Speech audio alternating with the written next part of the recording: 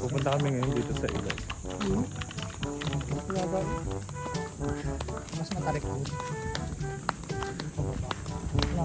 Guys, ito yung nililiguan namin ng mga bata pa kami and ayan. So napakalaki na po ng pinagbago dito. So ayan, ito dati yung pinakaliguan namin, yung part na yan.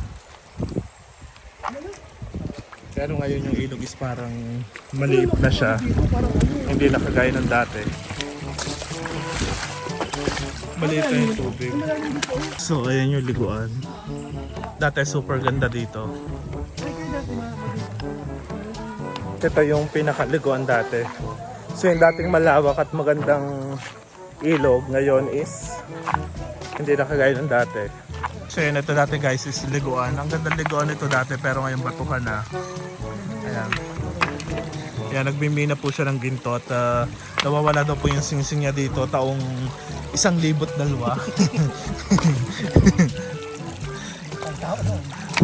So nagtatanggal po kami ng mga bato.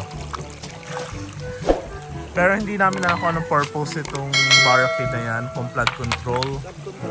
Flood control to. Pero hindi naman ganun bumaha dito. So yun guys, so tapos na po. Nalinis na namin yung tatambayan natin dito mamaya. So narito tayo ngayon dito sa lugar na to. Dati walang mga bakod na ganun. So ito yung aming pinaliliguan long time ago ng mga dito, ng mga high school pa kami. So dito kami naliligo. Ito yung Hindolos. Then dati ang tubig dito is malawak talaga. Ayan, hanggang dito tubig yan. Then walang area na ganito. Then ayan. So sobrang lalim nito dati. And dinadayo talaga itong liguan na to. Pero ngayon, ayun, ibang-iba na yung area. So nilagyan nila ng mga flood control. Ayan. So medyo malayo yan hanggang flood control ba?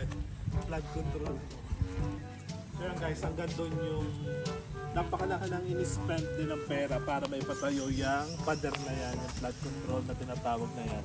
Pero I think hindi naman necessary sa lugar na to kasi hindi naman bumabaha dito ng pagkalaki-laki.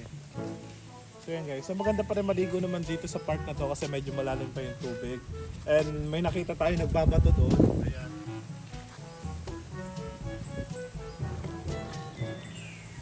So ayan yung nagbabato. Diyan na po yung nakatira. Nagtayo siya ng mga bahay niya dyan. Diyan sa kawayan siya nakatira. So ayan guys, so let's go. Tara maligo. So malalim pa rin po yung tubig dito.